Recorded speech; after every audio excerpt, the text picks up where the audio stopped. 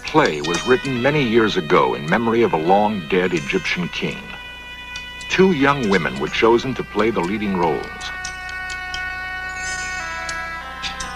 The play was the whim of an American writer who thought to poke fun at ancient Egyptian superstition. Legend had it that the priests of Egypt cursed their dead king to wander aimlessly through eternity. They did this by forbidding anyone to speak his name. We call out the name, Akhenaten. That night, both women had eerie dreams about the cursed king, Akhenaten. One, that she was struck across the face. In the morning, she was nearly blind. Coincidence? Or was there another force involved? A curse, working its evil way after nearly 4,000 years.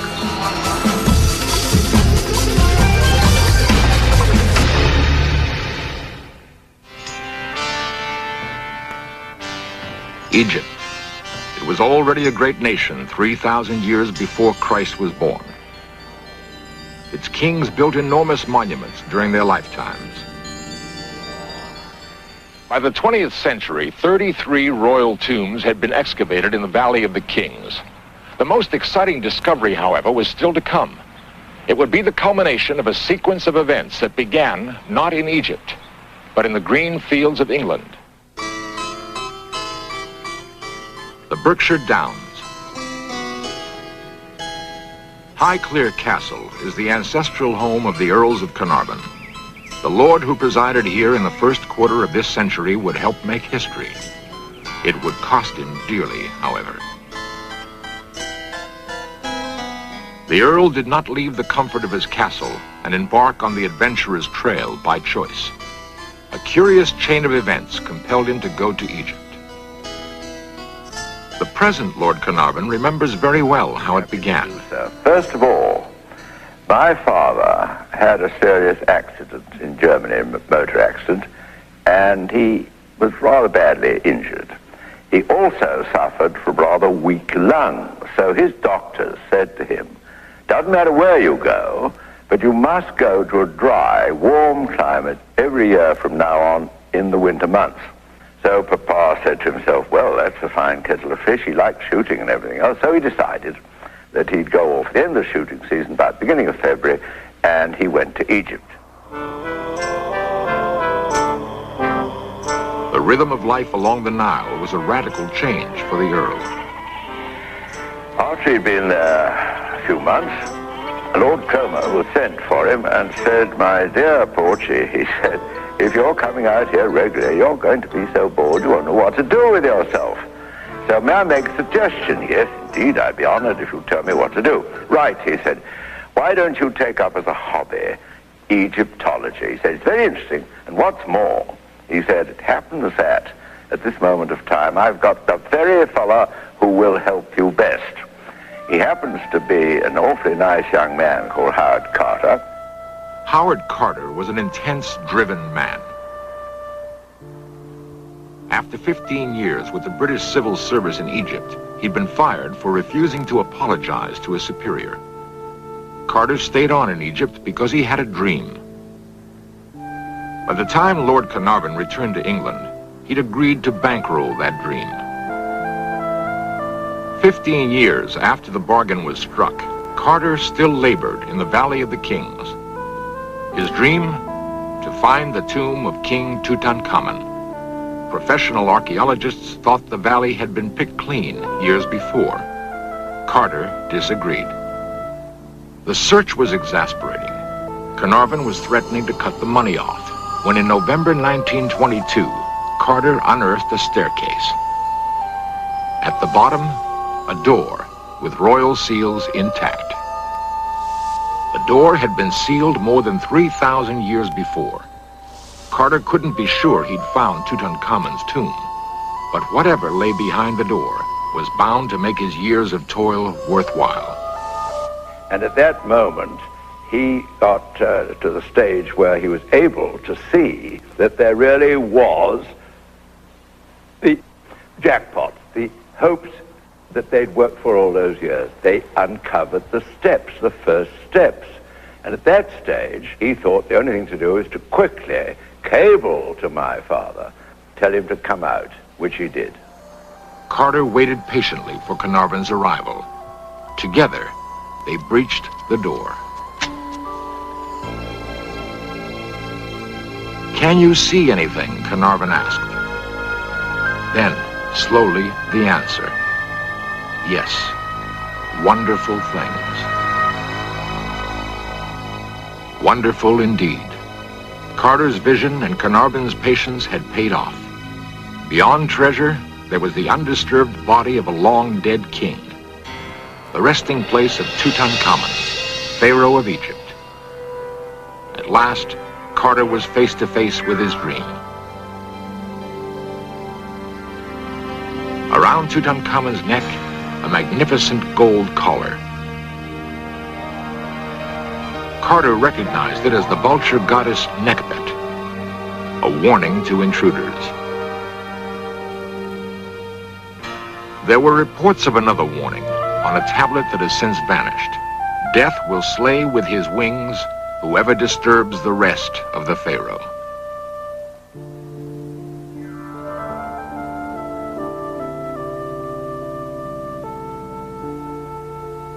There was little time to worry about curses. Ahead lay the enormous task of cataloging the treasure. Carter and Carnarvon were apparently not the first to enter the tomb after it was sealed. There was evidence that someone had rummaged around, then fled. Perhaps ancient tomb robbers frightened by the curse.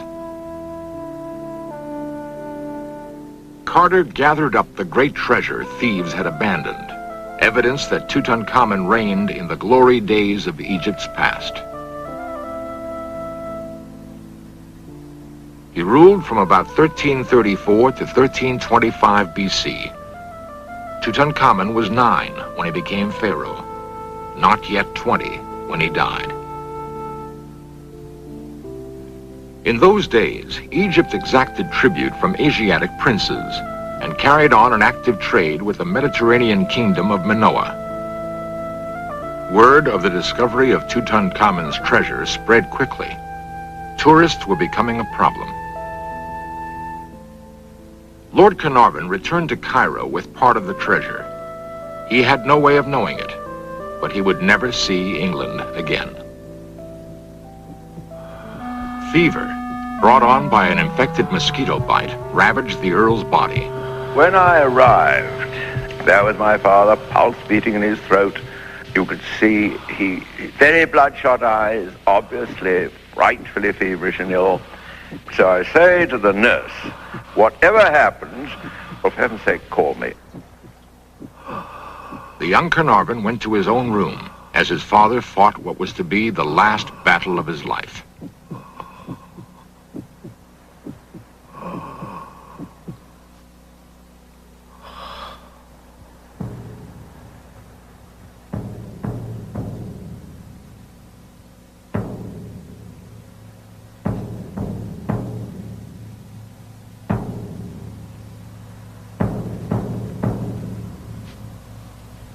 Sure as fate, about 1 to 2, the good lady is shaking me awake, and she said, "Your father's drawn his last breath. Please come quickly."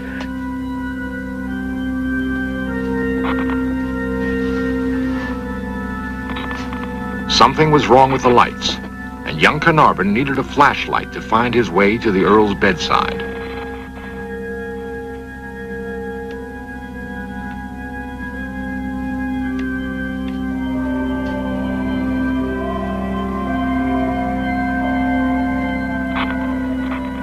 Officially, the cause of Carnarvon's death would be pneumonia. The Egyptian press had another explanation.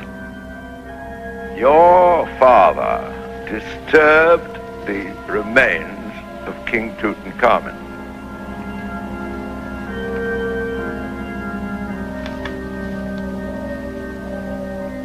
He took his revenge, and he was responsible for the whole of the lights in Cairo going out at exactly the moment he died. Lord Carnarvon was only the first of many who would die shortly after visiting the tomb of Tutankhamun. The discovery of Tutankhamun's tomb was a great event, but the sudden and mysterious death of Lord Carnarvon had cast a pall on the celebration. Carnarvon's grieving son returned to England, only to find new evidence that his father might have unleashed some malevolent force, which cost him his life. Already, the popular press was proclaiming Lord Carnarvon's death to be the revenge of the mummy. His son took refuge behind the walls of Highclere Castle. The memory of that awful night in Cairo would not so easily be shaken. I had a little fox terrier bitch called Susie. And when I got back, very old-fashioned housekeeper, Mrs. McLean, said to me, "I've something to tell you, my lord, a really extraordinary happening." At 5 minutes to 4, and as you know, Cairo time is 2 hours, so we're 2 hours in front of Cairo, she said, Susie sat up on her hind legs. Her mouth was covered in foam. She let out a howl like a wolf and fell back dead. Something of a panic set in. Collectors rushed to get rid of whatever Egyptian relics they possessed. Howard Carter's assistant, Richard Bethel, died suddenly of a circulatory collapse. Bethel's father, Lord Westbury, committed suicide. The chief Egyptologist at both Paris's Louvre and New York's Metropolitan Museum died shortly after visiting the tomb. American financier Jay Gould took ill and died within days of seeing Tutankhamun's final resting place. To date, 22 deaths have been associated with the curse.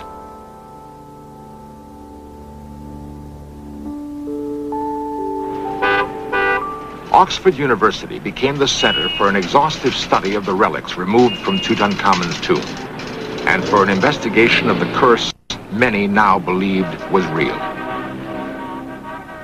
Oxford's Ashmolean Museum is still one of the richest repositories of Egyptian antiquities. Historian Henry Lincoln is a frequent visitor. It's very easy with our 20th century skeptical, materialistic minds to dismiss the curse of the Pharaohs as absolute rubbish. Well, it is just that, absolute rubbish. Death to anyone who enters this tomb is a pretty fierce curse to somebody with a superstitious mind, but it's just a threat, and a pretty ineffectual one at that. And we all know that the curse of the Pharaohs was concocted by the popular press because Lord Carnarvon had sold the rights to the discovery of Tutankhamun's tomb to the Times, and the other papers wanted something sensational to write about. But the Egyptians, a curse wasn't rubbish. Tutankhamun's figured largely in the thinking about the curse, and it was Tutankhamun's father-in-law who in fact was cursed to wander in all eternity by the priests of Ammon. The ram's head god, Amun-Ra, was dominant in Egypt before the reign of Akhenaten. Akhenaten introduced the practice of sun worship, symbolized by a new god, Aten. The priests of Amun were stripped of their power. Under this new religion, only the pharaoh could commune directly with Aten. The temples of Amun were defaced, but the priests bided their time. The old religion and the old ways went underground. Egypt's peasants apparently also maintained their loyalty to Amun. Akhenaten died in the 17th year of his reign. His tomb has never been found. Even as the young Tutankhamun was ascending the throne, the priests of Amun moved to regain their power. Akhenaten's name was eradicated from great monuments, his likenesses destroyed. There was an American artist, Joseph Lyndon Smith, working in the tombs taking copies of the wall paintings at the time that Tutankhamun's tomb was discovered. He felt it would be a good thing to intercede with the gods on behalf of Akhenaten and to lift the curse of Amun-Ra so that the pharaoh was no longer condemned to wander forever in eternity. He was going to do this by putting on a play.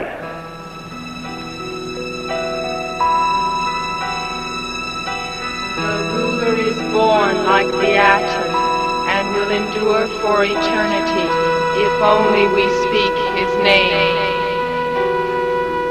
We call out the name Akhenaten. Akhenaten, Akhenaten, Akhenaten, Akhenaten, Akhenaten, Akhenaten, Akhenaten. We call out the name Akhenaten. At the final dress rehearsal, something unheard of happened. At the moment when Akhenaton's own prayer was being spoken, a colossal hailstorm began. To the Egyptian helpers who were there for the play, it was as if the gods were throwing stones at them. The rehearsal had to be abandoned. The two women who were playing Akhenaton and his mother, both that night had the same dream. Each dreamt that she was standing in a temple dedicated to Amun-Ra, and the statue of the god came to life and struck them. But for each woman there was one small difference in the dream. One of the women was struck across the stomach, and the other across the face. Within 48 hours, the one who had been struck across the body was having a serious abdominal operation, and the one who had been struck across the face had the most virulent case of trachoma ever seen in a European. She almost lost her sight. Everybody associated with that little play, within that period of 48 hours, had been struck down by some minor illness or other. Was that the curse of the priests of Ammon, still working after all those thousands of years? And if it wasn't the curse, what was it? A new chapter to the mystery of the mummy's curse opened in 1976 at the Paris airport. The occasion was an eerie state visit. The mummy of King Ramses was arriving with pomp and circumstance due a chief of state. Something terrible was happening to the mummy, and Egypt wanted France to help. The mummy was taken to the Museum of Man in Paris. In a sealed laboratory, Egyptologists gathered. The Ramses mummy was among the most perfectly preserved of all those found in the Valley of the Kings. Now it was beginning to deteriorate rapidly. The Egyptians wanted to know if Ramses could be saved. Tutankhamun's mummy had been ravished by the time of its discovery. Some theorized the priests of Amun deliberately thwarted the embalming procedure. There has been no public announcement to date about what the French experts found when they unwrapped the body of Ramses.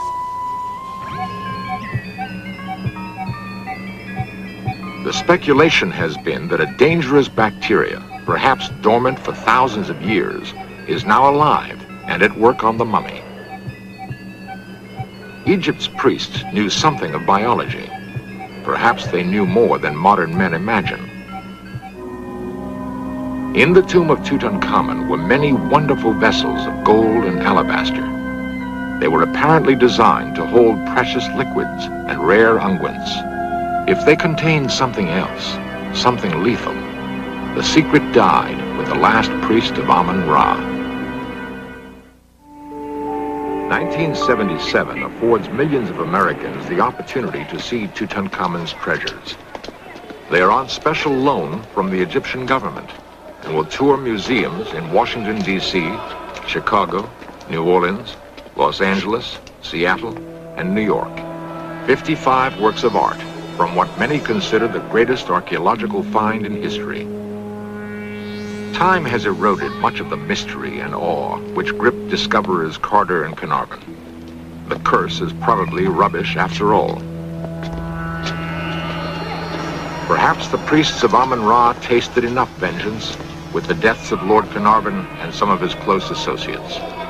After all, Howard Carter lived out a long and happy life, and he was the first to break the seals on Tutankhamun's tomb.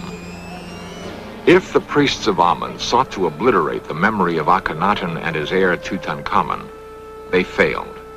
Their names have been rediscovered and spoken again and again. To a pharaoh, that was assurance of immortality. Life, symbolized by the Ankh. Earrings, probably worn by Tutankhamun as a young boy. The wooden figures are likenesses of favorite slaves, servants for the pharaoh in the afterlife.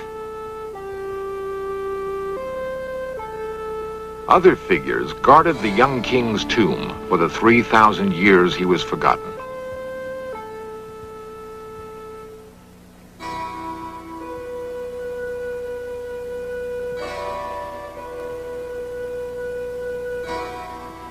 If we believe the curse, we must believe something else. We must believe that in the end, Tutankhamun triumphed over the priests of Amun.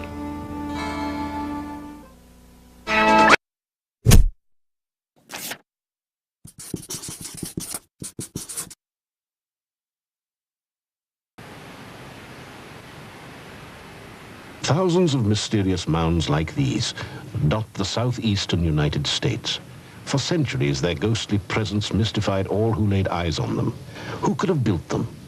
Surely not the sorry savages that the historians of the 18th and 19th centuries assumed the native population to be. A lost race, perhaps, which had come and gone before the first white man set foot on the New World, consigned forever into the oblivion of prehistory. Over the past decade, archaeologists have traced the route of the conquistador Hernando de Soto, searching for clues as to how the Indians may have perished.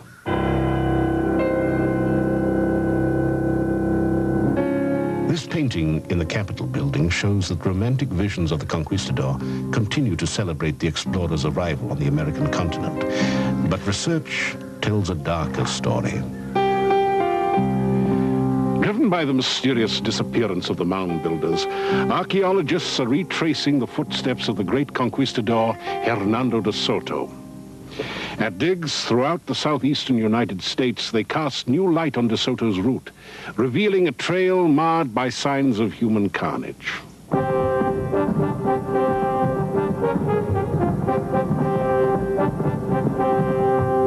By the time de Soto set foot in Florida, he was a wealthy, seasoned veteran of Spanish ventures in the New World.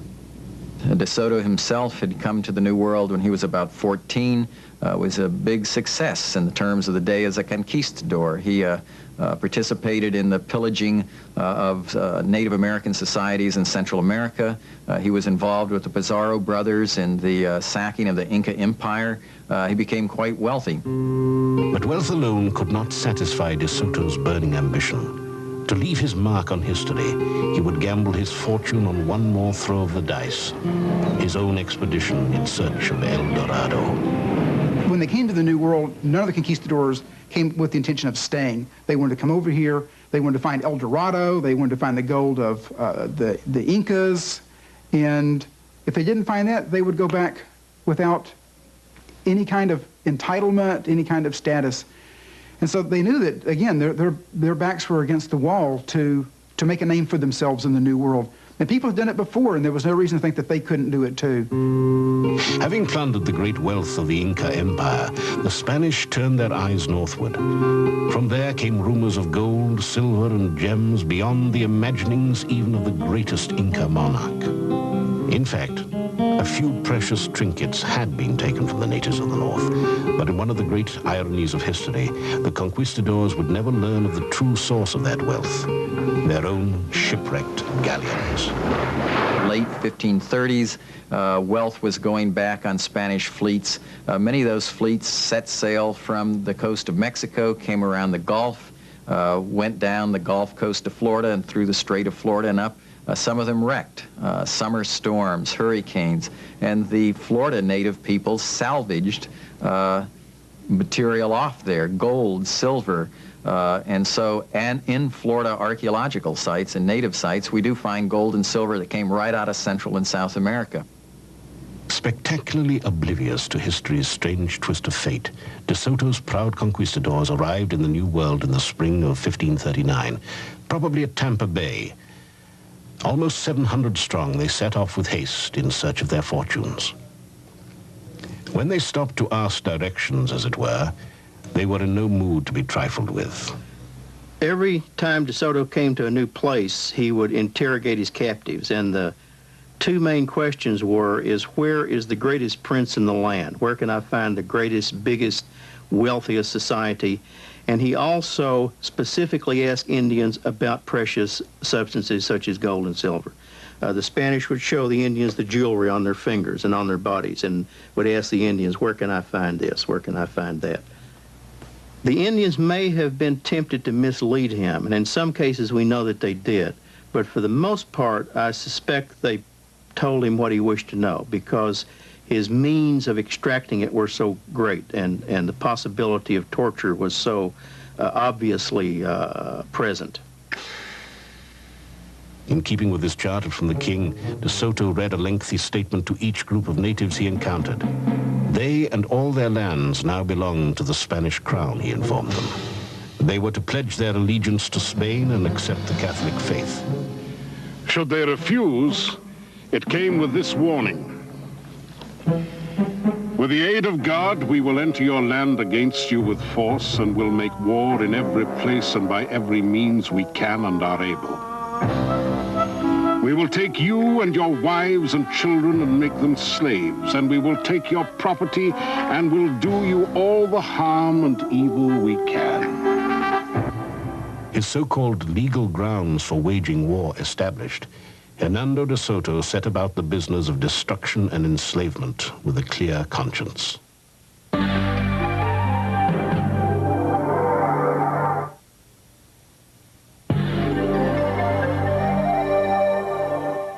Though they came to the New World ostensibly for gold, God, and glory, the Spaniards also quite clearly came in search of slaves.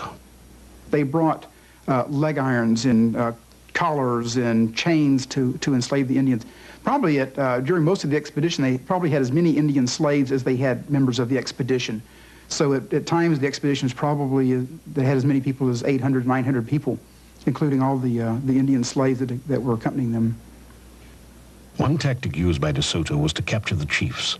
The chiefs were not only economically and politically important, they were also the focus of their people's religious life. It was devastating to the local populations when the Spaniards captured the chiefs, because it just paralyzed everyone. The population was brought to its knees almost immediately. And the reason for this is because the chiefs were the ideological centers of the universe. It was their cosmological point of contact with the other world. And why is this important? It's important because the chiefs, through their ideology, could communicate with the knowledge of the ancestors in the other world. Until recently, our most informative sources about De Soto's Odyssey and the Indian cultures he encountered were the records and diaries kept by members of his force. Archaeologists decided to pick up the now cold trail of his expedition using these accounts. There are actually 3 first-hand accounts written by participants in the De Soto expedition. They give almost a day-by-day itinerary. What we do then is to take those accounts and look at our maps and try and find those locales. Where is a big lake? Where is a big village? And so on and so forth. And in this way, sort of like a detective works, take a lot of little bits of information, put them together, sort of see what the best fit is. And this is how we begin to reconstruct the route. Looking for evidence of the Spanish, archaeologists reasoned, would be the best way to find the remains of lost Indian cultures.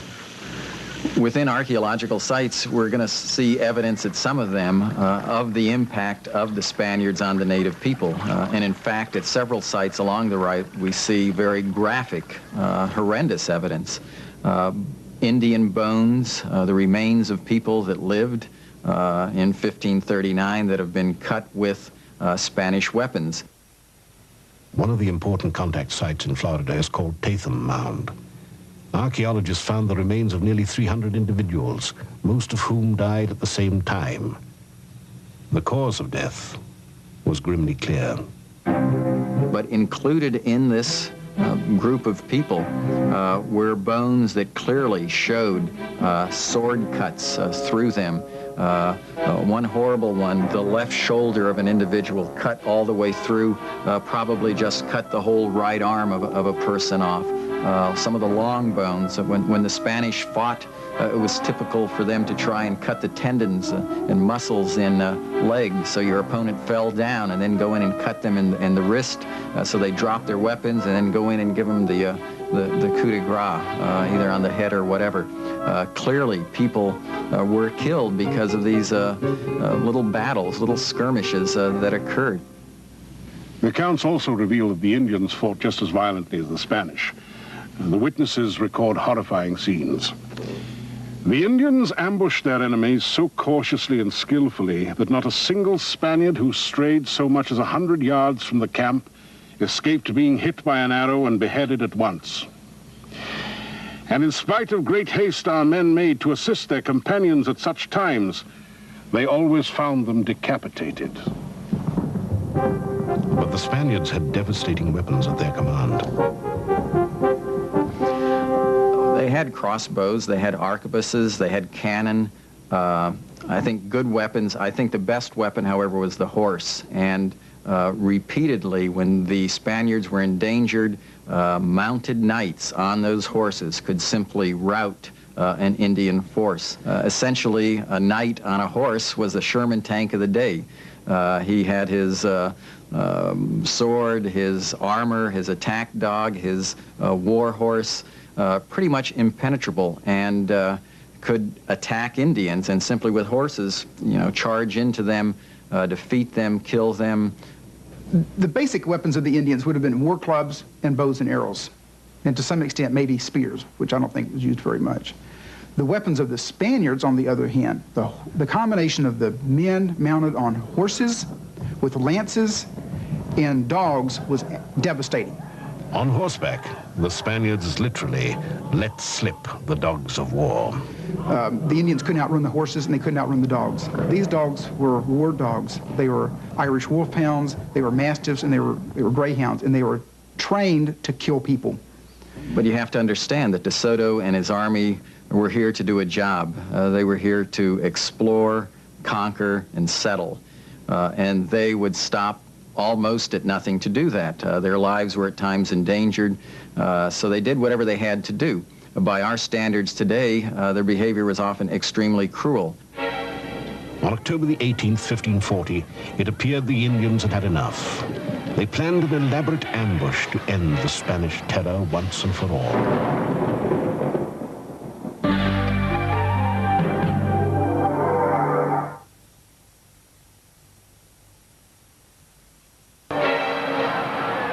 At the village of Movila, Chief Tuscaloosa staged an elaborate surprise attack against De Soto and his army. The Spanish slaughtered the Indians where they stood. It was a bloodbath. The eyewitness accounts tell the tale. Women and even boys of 4 years of age fought with us. And Indian boys hanged themselves not to fall into our hands. And others jumped into the fire of their own accord. The arrow shots were tremendous and sent with such a will and a force that the lance of one knight was pierced by an arrow. We killed 3,000 of the vagabonds, without counting many others who were wounded and whom afterwards we found dead. After the battle, we rested there for a month, and we burned over much of the country. Movila was a turning point, a death knell not only for the native people, but for De Soto's waning hopes of gold. After Movila, De Soto, as one of his chroniclers said, began to waste life. And I think that meant life, the life of his own army, and especially the life of the Indians. And it was because he smelt failure. He smelt failure of his expedition, and he smelt ruin. He pushed his men very hard, and most particularly the Indians. And this became even more extreme in 1542 in the last months of his life. when he must have known that everything was gone, everything was lost. And at this point, he began to attack the Indians with great savagery. He would wage a kind of melee action against a village in which he would order his men to kill everybody.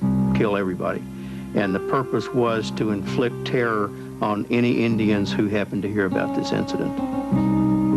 Despite the advanced weaponry and savagery of the Spanish, the Indians might have prevailed had it not been for a more insidious adversary, disease. As the conquistadors marched west, they also spread deadly diseases. Epidemics that led to immense population declines spread throughout the 16th century southeastern United States. The question of irrevocable population loss is most clearly seen, I think, in the lower Mississippi Valley, where I've done a lot of archaeological work. When De Soto comes through in 1540, there are approximately 80 villages, large villages, between like Memphis, Tennessee, and Baton Rouge, Louisiana. De Soto passes through, stays there 4 or 5 months, but then passes on through. And there is no further European contact until 1682, when La Salle, representing the French, come down the Mississippi. He records only 5 villages. So the question is, what happened? What happened to the other 75? They disappeared, they died, and they likely died of disease. As the expedition moved forward, the people and the animals they took with them, the horses, dogs, and pigs, transmitted new diseases into the susceptible native populations, and they in turn transmitted them to others.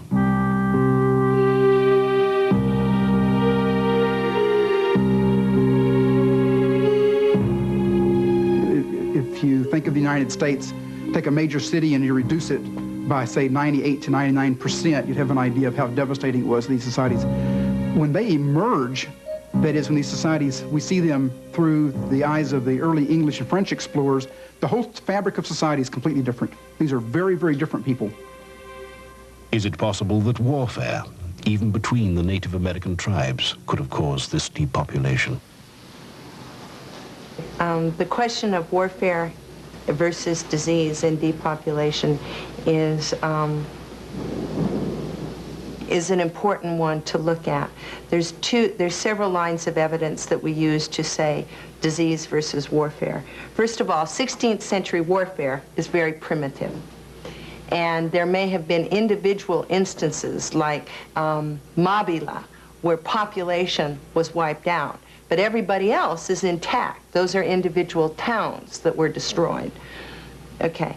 With disease, however, because disease can spread between people, you would have greater destruction across a larger area of space. And wherever De Soto spent large periods of time, people disappear. And there's no way that warfare, 16th century warfare, can do that. 20th century nuclear warheads can do that, not 16th century warfare. The depopulation of the local Indians in this area was dramatic. And one reason that it happened on such a large scale was that when people in a town were sick, everyone was sick at the same time, apparently. And so even if a glass of water would save your life, there was no one to go out to the local lake or river, get you a glass of water so that you could survive. And so having everyone sick at the same time, there was no one there to go out and gather herbs, people to go hunting, bring back game. And the villages could have had minor illnesses, and most people could have starved to death.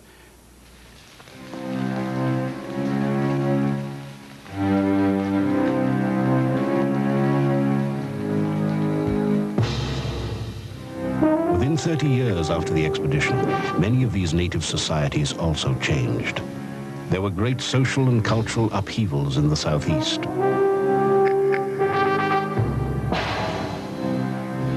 The Florida Indians, of course, unfortunately, simply died out. And by about 1730s and 40s, literally what had been several 100,000 native peoples was down to handfuls.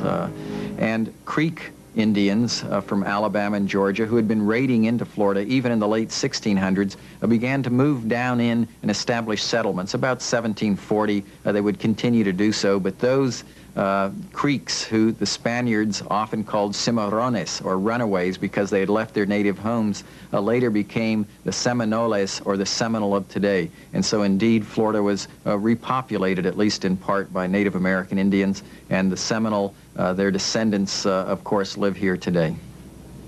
You not only have the collapse of the human population, which was certainly very important for the maintenance of the society, but you also have a tremendous loss of information. If you have 98% of your population dying, you may have a couple of percent of the population surviving, but what if all the medicine men die? What if all the shamans die? What if your people who hold the esoteric knowledge, which is important for communicating with the other world? What if all of these people die? Then you have some real problems. You lose that continuity of knowledge. What was here in the 17th century was very different from what was here in the 16th century. For some of the Indian peoples that DeSoto encountered, the Usita, the Mocoso, some of the others in Florida, our only mention of them and our only information comes from archaeology and from what the DeSoto expedition tells us.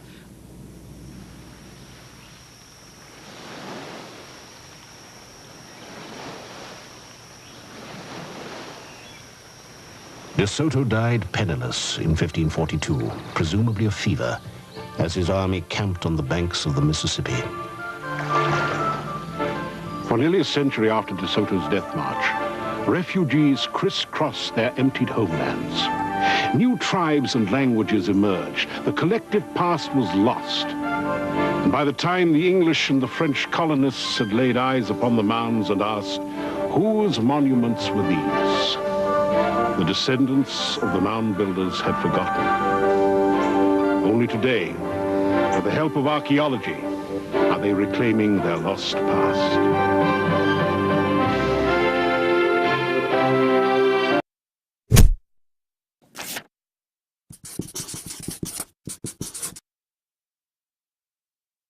Egypt, but in the green fields of England.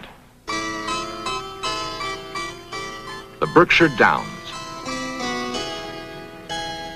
Highclere Castle is the ancestral home of the Earls of Carnarvon. The lord who presided here in the first quarter of this century would help make history. It would cost him dearly, however. The Earl did not leave the comfort of his castle and embark on the adventurer's trail by choice. A curious chain of events compelled him to go to Egypt. The present Lord Carnarvon remembers very well how it began. First of all, my father had a serious accident in Germany, a motor accident, and he was rather badly injured. He also suffered from rather weak lungs, so his doctors said to him, doesn't matter where you go, but you must go to a dry, warm climate every year from now on in the winter months. So Papa said to himself, well, that's a fine kettle of fish. He liked shooting and everything else. So he decided that he'd go off at the end of the shooting season, about the beginning of February, and he went to Egypt. The rhythm of life along the Nile was a radical change for the Earl. After he'd been there a few months, Lord Como was sent for him and said, my dear Porchy, he said, if you're coming out here regularly, you're going to be so bored you won't know what to do with yourself. So may I make a suggestion? Yes, indeed, I'd be honored if you'd tell me what to do. Right, he said, why don't...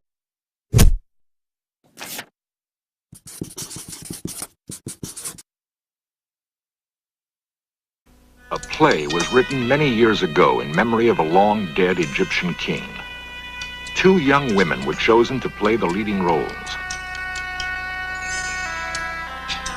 The play was the whim of an American writer who thought to poke fun at ancient Egyptian superstition. Legend had it that the priests of Egypt cursed their dead king to wander aimlessly through eternity. They did this by forbidding anyone to speak his name. We call out the name, That night, both women had eerie dreams about the cursed king, Akhenaten. One, that she was struck across the face. In the morning, she was nearly blind. Coincidence? Or was there another force involved? A curse working its evil way after nearly 4,000 years.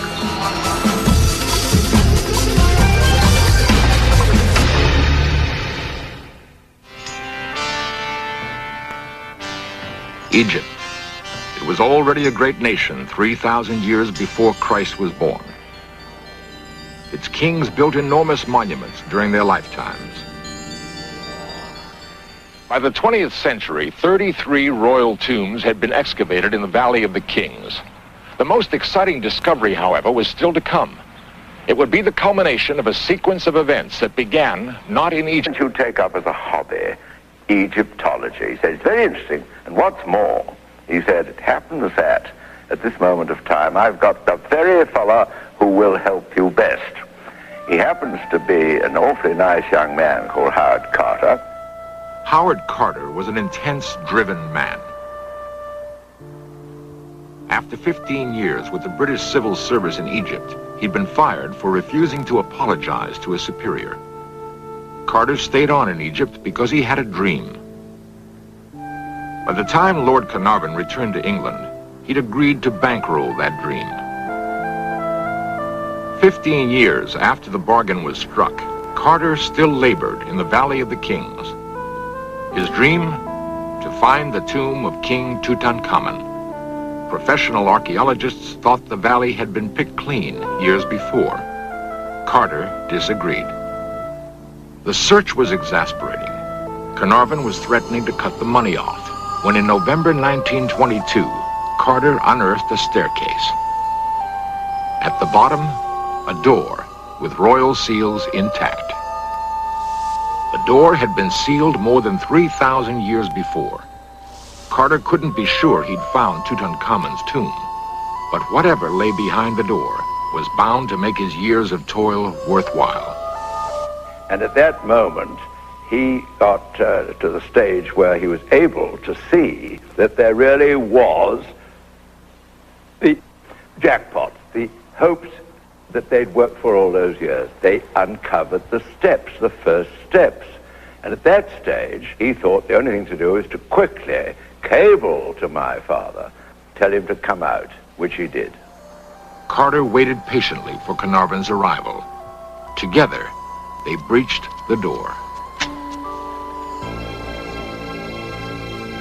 "Can you see anything?" Carnarvon asked. Then, slowly, the answer. Yes, wonderful things. Wonderful indeed. Carter's vision and Carnarvon's patience had paid off. Beyond treasure, there was the undisturbed body of a long-dead king. The resting place of Tutankhamun, Pharaoh of Egypt. At last, Carter was face to face with his dream. Around Tutankhamun's neck, a magnificent gold collar. Carter recognized it as the vulture goddess Nekhbet, a warning to intruders. There were reports of another warning on a tablet that has since vanished. Death will slay with his wings whoever disturbs the rest of the Pharaoh.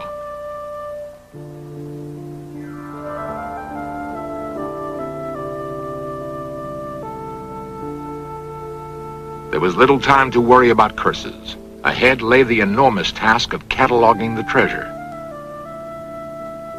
Carter and Carnarvon were apparently not the first to enter the tomb after it was sealed. There was evidence that someone had rummaged around, then fled. Perhaps ancient tomb robbers frightened by the curse. Carter gathered up the great treasure thieves had abandoned, evidence that Tutankhamun reigned in the glory days of Egypt's past. He ruled from about 1334 to 1325 BC. Tutankhamun was 9 when he became pharaoh, not yet 20 when he died. In those days, Egypt exacted tribute from Asiatic princes, and carried on an active trade with the Mediterranean kingdom of Minoa. Word of the discovery of Tutankhamun's treasure spread quickly. Tourists were becoming a problem. Lord Carnarvon returned to Cairo with part of the treasure. He had no way of knowing it, but he would never see England again. Fever, brought on by an infected mosquito bite, ravaged the Earl's body. When I arrived, there was my father, pulse beating in his throat. You could see he very bloodshot eyes, obviously frightfully feverish and ill. So I say to the nurse, whatever happens, for heaven's sake, call me. The young Carnarvon went to his own room as his father fought what was to be the last battle of his life.